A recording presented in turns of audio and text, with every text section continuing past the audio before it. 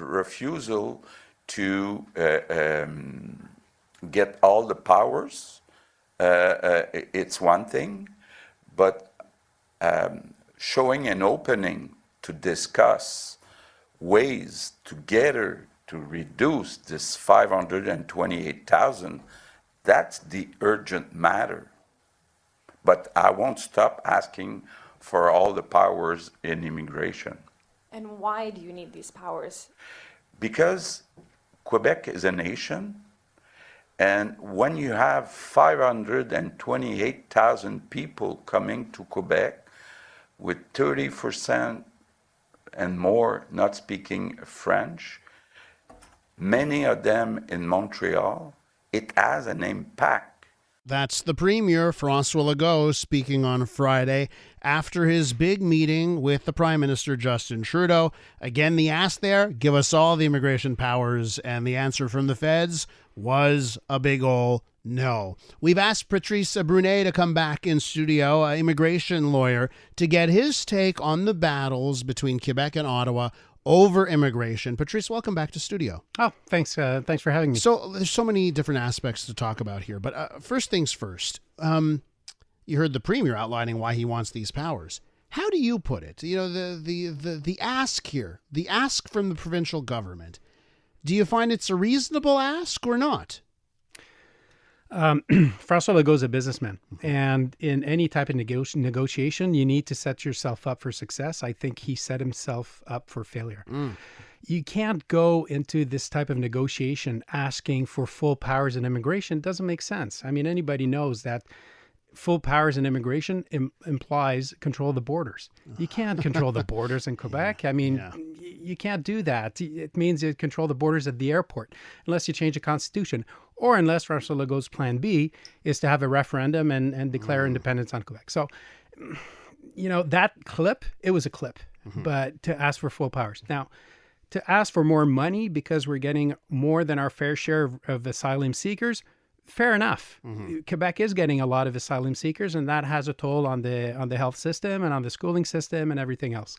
So yes, but you can't mix everything. I mean, I heard him say 30% of the people come here to Quebec not speaking. 50 years ago, 75 years ago, people were coming in, they were speaking Italian, they're speaking Greek, and the second generation is fully adapted. We have Bill 101 that's very powerful that forces the children of immigrants to go to French school, and it works. Every single child of an immigrant going to French school. That's right. So we have to focus on the medium and the long term in terms of immigration. We can't just focus on the short term. I think we have all the tools that we need in order to achieve our purposes to keep French in Quebec. Okay, so having said that, there are a couple things where the federal government has acquiesced to the Quebec position. I think of Roxham Road, right? And how long did it take of François Legault hitting them on Roxham Road? Federal government eventually said, okay, we're going to do what you want, Quebec. And then on the visa issue with people coming from Mexico, that too, it took years, but the federal government has finally gone and changed that rule. So do you think that for certain things, Quebec did have a point that there were federal government policies that were hurting Quebec's ability to provide services? Oh, totally. And I think that François Legault negotiating directly with François Trudeau was on point. I didn't like the clip about getting the full powers of on immigration, but he had a point. You know, Roxham Road was a porous border that had to be closed, and we had to process those individuals to the right place. You know, the Mexicans asking, the U.S. imposes visas on Mexicans, so why wouldn't Canada impose visas on Mexicans? Why not? Especially when you look at the numbers. So that wasn't a bad thing either. And when Trudeau lifted the visa requirement for the Mexicans back in 2015, we sort of saw that thing coming, that a lot of people would be coming in and either coming in illegally or then coming to Canada across the border in the U.S. So that wasn't a bad thing. It is going to hurt some of the tourism sector and the business sector also for Mexicans trying to come to Canada. So that's going to impose another hurdle. With immigration lawyer Patrice Brunet, Patrice, what does need to be fixed? From your perspective, what do we have to be working on? What do we need to be making better? Well, the family reunification really remains a hot button. It was interesting to see that on Friday, it wasn't addressed with the meeting with Trudeau. So they didn't talk about it. Legault didn't talk about it. So does that mean that he's taking a few steps back on this one? Because he's getting a lot of pushback from families, from spouses who are waiting to be reunited and who look at the delays for the rest of Canada that take about a year and takes 3 years for families to be reunited in Quebec. And you can have a stance against asylum seekers, they're not voters, but if you have a stance in family reunification where the spouse is usually a Canadian citizen and they're voting and they have a following and they have people supporting them, and that stance just doesn't make sense to delay those applications by 3 years. It just doesn't make sense. You can't have quotas on family reunification. It doesn't make sense. I heard Premier Legault talking about timelines for reunifications, and he was comparing United States, the timelines there versus the timelines in the rest of Canada and Quebec. What can you say on that front? How are we doing compared to the United States or compared to the rest of Canada? Well, the United States has a system where when you can demonstrate that there's a bona fide marriage, when the people are really in a legitimate relationship, they get them in.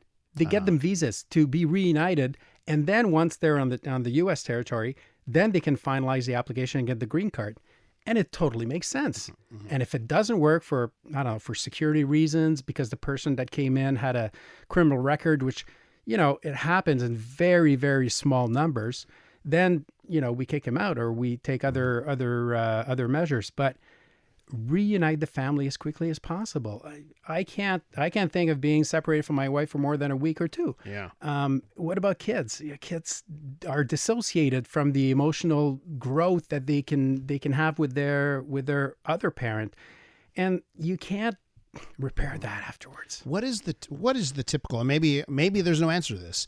When I ask what is the typical type of family reunification, I know we've asked our listeners at times, hey, tell us your stories about, and then you hear stories that are like, well, I met a woman while I was vacationing and I want to bring them back. And I hear it on the text line. I see it like people reacting to those stories and say, no, let that person wait, right? Because they are worried about fraud and this kind of thing. But is that a typical thing? Or is that actually not what we're talking about here when we talk about family reunification? We're having two classes of family reunification here. Let's say I meet someone who's in France. Well, that girlfriend that maybe I want to get married with will be able to come into Canada as a visitor, and we'll be able to live together for a number of years while the sponsorship application is progressing.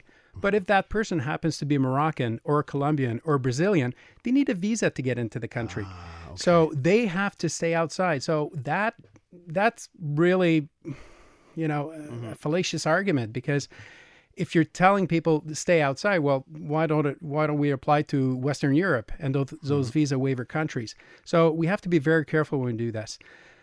If we want, and I think I want, a government that gives maximum autonomy to the individual, and of course we need rules. We need the government to set rules.